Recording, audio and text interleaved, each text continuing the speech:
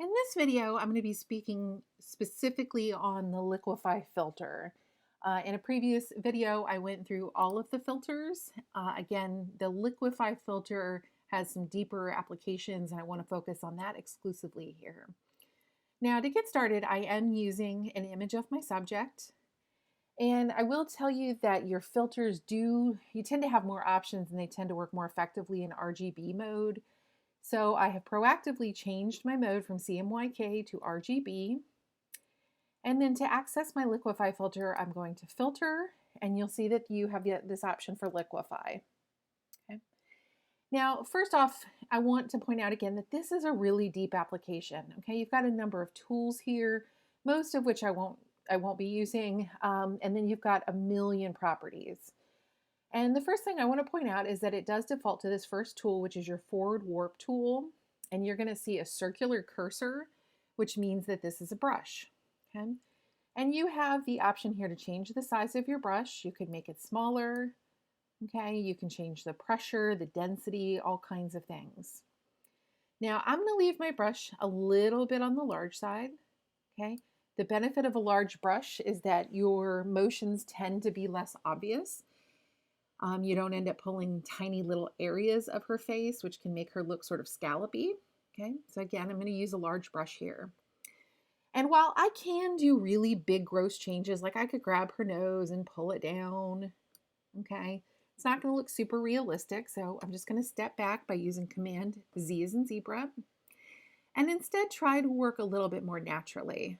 So if I pull on her cheeks and make some soft motions, okay, these small motions will result in something that looks more natural.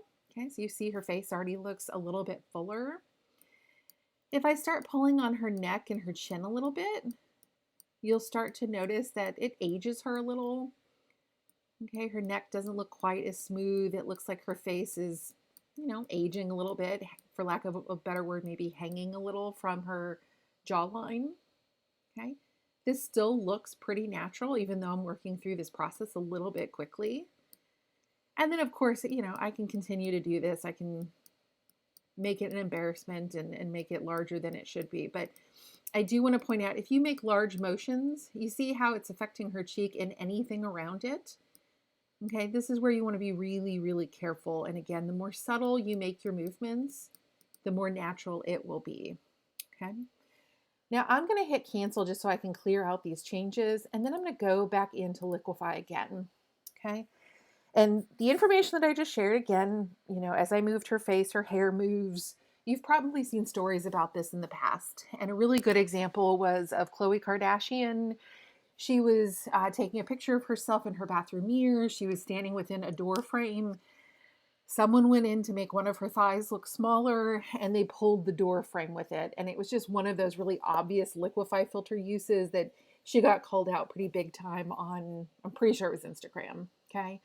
So again, be careful with that tool. You want to work very subtly, small movements just to keep it as natural as possible. Okay. The other area of this Liquefy filter that's really, really fun is this face aware Liquefy. Okay. So you'll see that it's already identified that there is a face. If there are multiple faces, you'll get a drop down. Okay.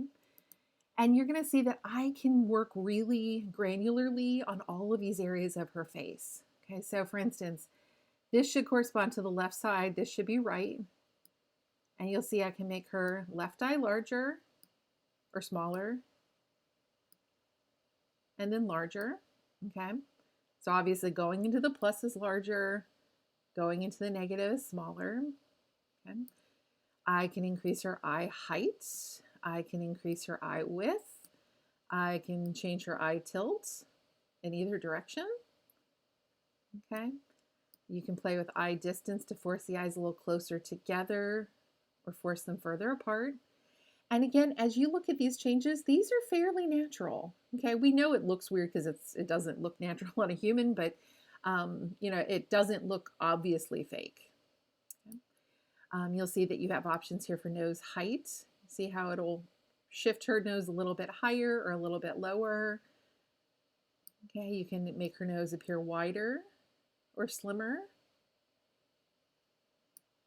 You can play with her smile to make her look like she's smiling, or no, or not. Okay, upper lip, you can make that look a little bit thicker.